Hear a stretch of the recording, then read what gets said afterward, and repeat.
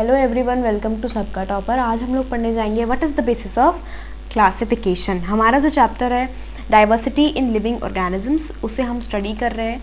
आपकी biology portion जो science का है उससे थर्ड चैप्टर, और साइंस से आपका 7th चैप्टर एनसीईआरटी का चल रहा है, that is diversity in living organisms. इससे पहले हमने काफ़ी अच्छा इंट्रोडक्शन पढ़ लिया है, हमने सब कुछ देख लिया कि क्यों इंट्रोडक्शन इंपॉर्टेंट है, क्या चीज़ें हैं, क्या क्या चीज़ क्यों पढ़ते हैं इस चैप्टर को, डाइवर्सिटी से क्या मतलब है, सब कुछ हमने डिस्कस कर लिया है। मैंने आपको उसी वाली वीडियो में एक ब्रीफ वो भी बता दिया था इस पूरे चैप्टर में क्या क्या चीज़ कवर होगी, ताकि आपको आगे समझने में बिल्कुल स्ट्रेंज ना लगे, कुछ थोड़ा बहुत आप फेमिलियर हो। तो वो वीडियो बहुत इंपॉर्टेंट है, उसे ज़रूर आप लोग देख लेना।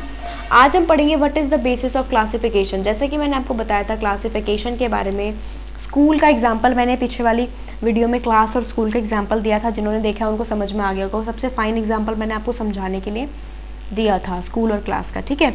उसी के अकॉर्डिंग क्लासिफिकेशन हमने समझ ली थी कैसे होती है। अब बेसिस क्या है, मैंने बताया था ना, वहाँ पर हमने क्या लिया था, उनका एज। तो बेसिकली यहाँ पर जो है बेसिस ऑफ क्लासिफिकेशन आपको बताया गया है कि क्या होना चाहिए। बेसिस ऑफ क्लासिफिकेशन क्या क्राइटेरिया होनी चाहिए जिस पे हम ग्रुप्स बनाएं, सिमिलैरिटीज़ देखें, सब ग्रुप्स बनाएं, सब कुछ। Attempts at classifying living things into groups have been made since time immemorial. Since time immemorial, इसका क्या मतलब बताया गया है कि जो ये अटेम्प्ट्स हैं, जो ट्रायल्स लिए गए लिविंग बीइंग्स को क्लासीफाई करने के, लिविंग थिंग्स को क्लासीफाई करके देखने के, उनके क्लासिफिकेशन को स्टडी करने के ग्रुप्स में, ये जो है बहुत टाइम से हो रहा है। सिंस टाइम इमेमोरियल मतलब प्राचीन काल से, अनादिकाल से ये हो रहा है, बहुत ही ज़्यादा टाइम से ये चीज़ चल रही है। टाइम इमेमोरियल मतलब मेमोरी से बाहर, बहुत ही ज़्यादा पुराना। ग्रीक थिंकर जो थे एरिस्टोटल, इनका नाम बहुत इंपॉर्टेंट है, ठीक है। आप 11th में इनके बारे में भी बहुत कुछ पढ़ोगे, ठीक है। Classified animals according to whether they lived on land, in water और in air.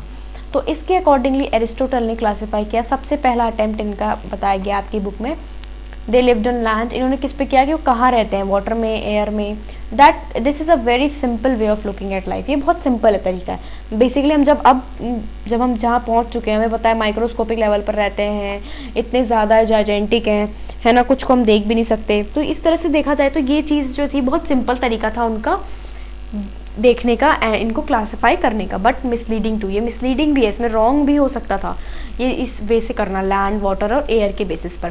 For example animals that live in the sea include corals, whales, octopuses, starfish and sharks. We can immediately see that these are very different from each other in numerous ways.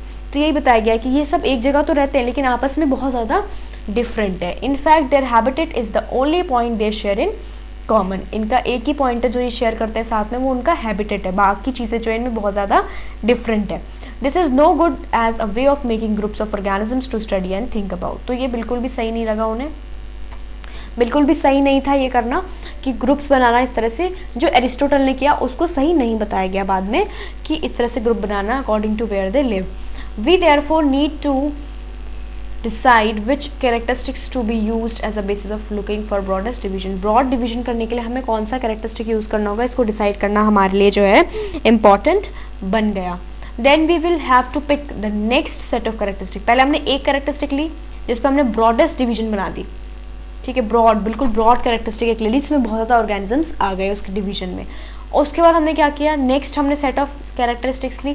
ये मैंने आपको पिछले वाली video में बता रखा है, school और क्लास वाला, तो इसमें कंफ्यूज अब कोई नहीं होगा। मुझे इतना पक्का पता है जिन बच्चों ने इंट्रोडक्शन देखा हुआ है उनको इसे कुछ समझ में प्रॉब्लम नहीं आ रही होगी, वहाँ बिल्कुल सब कुछ मैंने ये बता दिया है, ठीक है। तो जिन्होंने नहीं देखा वो लॉस में है, उनको वहाँ जाना है, पहले उसको टाइम निकाल के देख लो, स्किप मत करो इंट्रोडक्शन या कोई भी पोर्शन, ठीक है।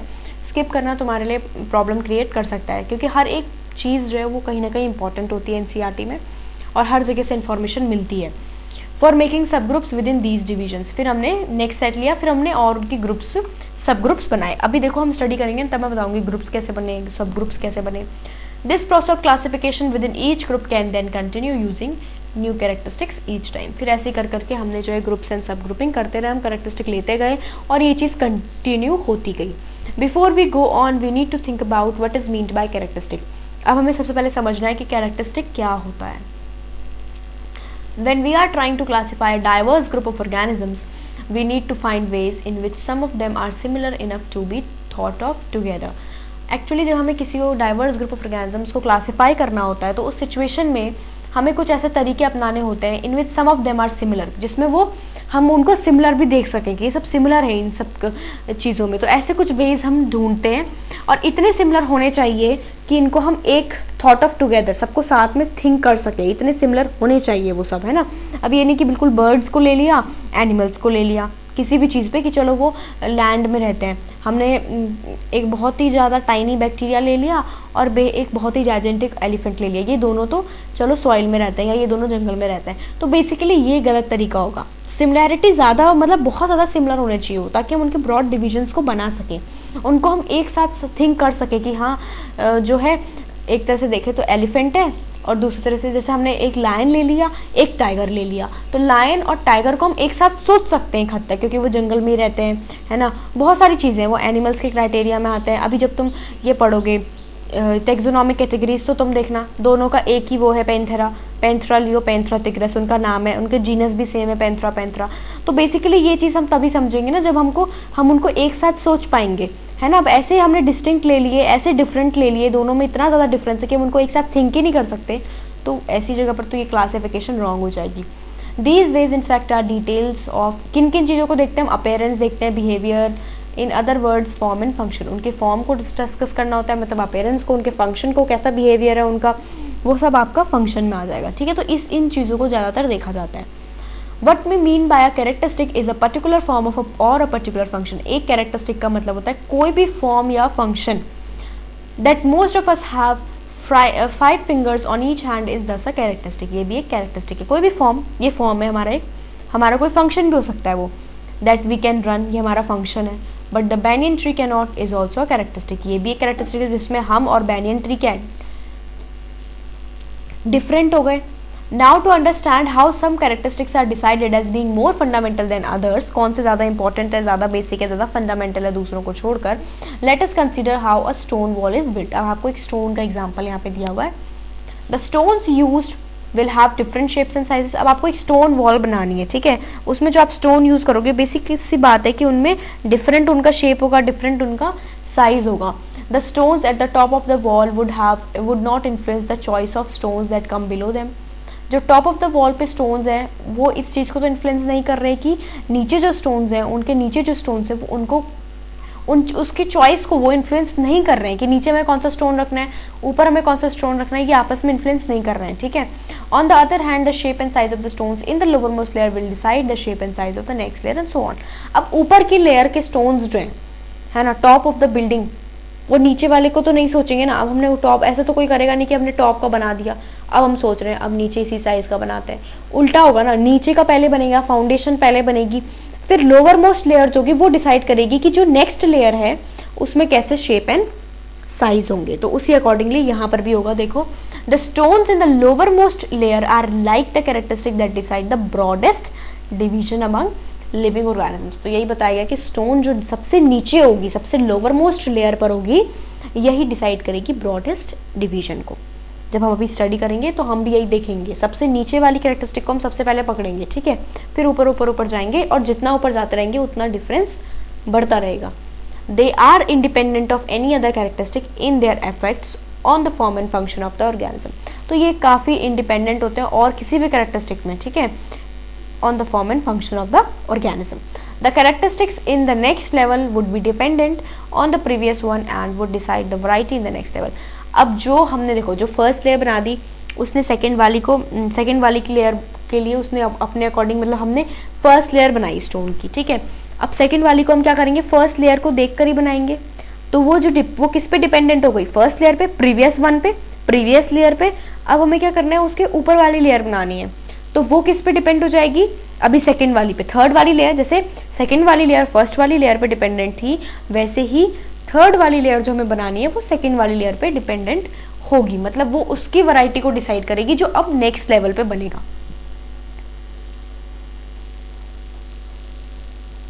In this way we can build up a whole hierarchy of mutually related characteristic to be used for classification। इस तरह से हम पूरा एक हायरार्की मतलब एक सीढ़ी जैसा बना देते हैं, ठीक है, म्यूचुअली रिलेटेड जो रिलेटेड कैरेक्टरिस्टिक्स हैं उनका, ताकि हम उनको क्लासीफाई कर सकें।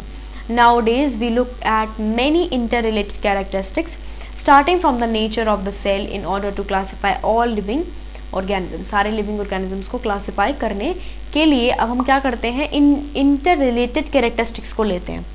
Starting from the nature of the cell, जो कहाँ से शुरू होता है, उनके सेल के नेचर से, सेल कैसा है उससे हम स्टार्ट करते हैं classification. What are the some concrete examples of such characteristics used for a hierarchical classification. अभी आपको कुछ जो है कंक्रीट एग्जाम्पल बता रहे हैं जो हम यूज़ करेंगे हायरार्किकल क्लासिफिकेशन में।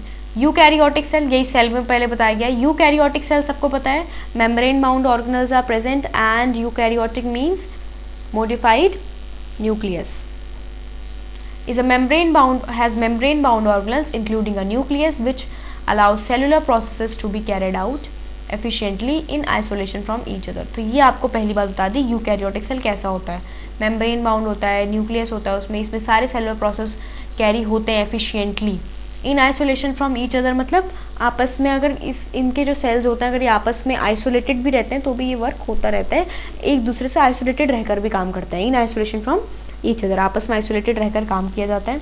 देयरफॉर ऑर्गेनिजम्स विच, मतलब ये दूसरों पर डिपेंडेंट नहीं होते ये सेल्स है ना, ये अपने अकॉर्डिंगली काम कर सकते हैं।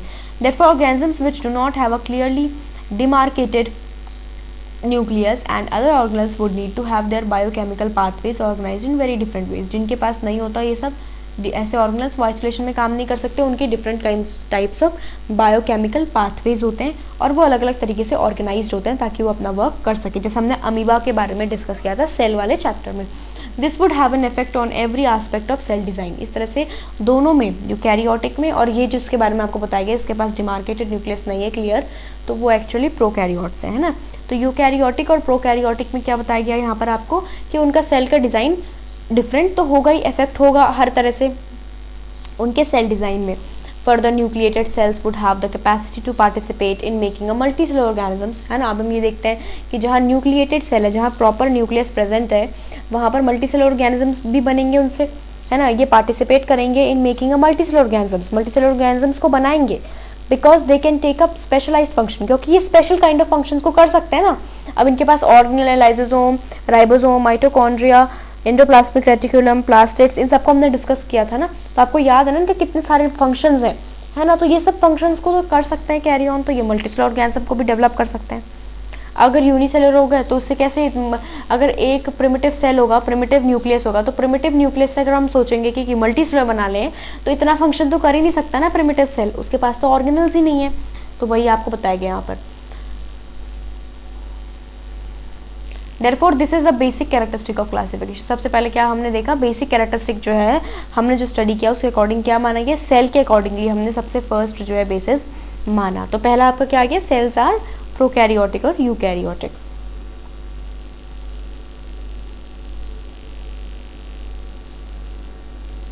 Do the cells occur singly or are they grouped together and do they live as an indivisible group। अब यही बताया गया कि वो वन सेल वाले हैं या टू सेल वाले।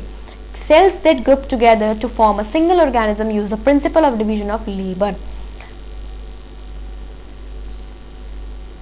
जब बहुत सारे सेल्स बोला गया है, ठीक है, नॉट सेल, जब बहुत सारे सेल्स जो हैं वो क्या करते हैं, टुगेदर ग्रुपिंग होती है उनकी और वो एक ऑर्गेनिज्म को बनाते हैं, तो उनमें डिवीजन ऑफ लेबर भी प्रेजेंट होता है।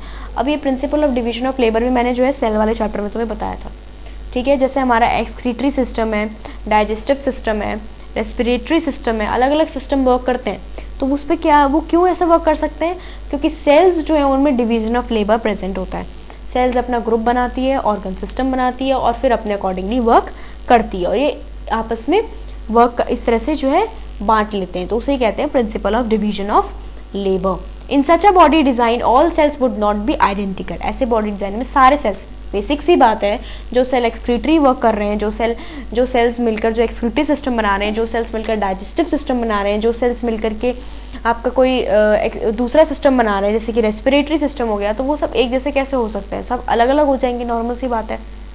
In such a body design all cells would not be identical, instead group of cells will carry out specialized function. Group of cells जो है वो अलग अलग फंक्शन कैरी करेंगे। This makes a very basic distinction in body design of organism. इसी से distinction आ जाती है हमारी बॉडी डिजाइन में।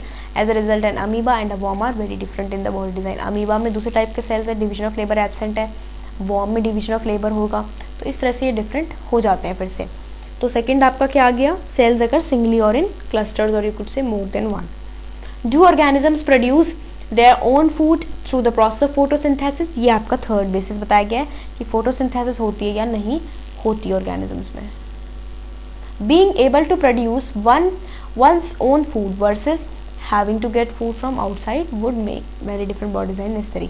अब दोनों के, वो जो खुद प्रोड्यूस कर सकते हैं, they are able to produce own food, है ना, एक वो साइड रख दो, और वर्सेस दूसरी साइड रखो वो जो बाहर से फूड कहीं गेन करते हैं, गेट फूड फ्रॉम आउटसाइड। इन दोनों के बॉडी डिज़ाइंस में बहुत ज़्यादा डिफरेंस होगा और ये नेसेसरी भी है, ज़रूरी है ना। जो खुद खाना बनाएंगे, जो कहीं और से डिराइव करेंगे, उनके बॉडी डिज़ाइन तो उस तरह से होने चाहिए, तभी वो चीज़ पॉसिबल है। तो उनका बॉडी डिज़ाइन उस तरह से जो है मॉडिफाइड होता है, ठीक है, कि वो खुद खाना बना सके और दूसरे वाले का वो डिराइव कर सके, उस तरह से उनका बॉडी डिज़ाइन बना रहता है। तो ये आपका आ गया थर्ड कि सेल्स जो है उनका बेसिकली ये आपको फोटोसिंथेसिस के अकॉर्डिंगली इसको क्लासीफाई किया गया है। Of the organisms that perform photosynthesis, what is the level of organization, body organization कितना ज़्यादा बॉडी ऑर्गेनाइज है उनका, लीव्स हैं, फ्लावर्स हैं, रूट्स हैं, या थैलस बॉडी ऑर्गेनाइजेशन है, तो इसके बारे में भी हम फिर स्टडी करते हैं। ये हमारा फोर्थ लेवल है, बॉडी ऑर्गेनाइजेशन या ऑर्गेनाइजेशन ऑफ बॉडी।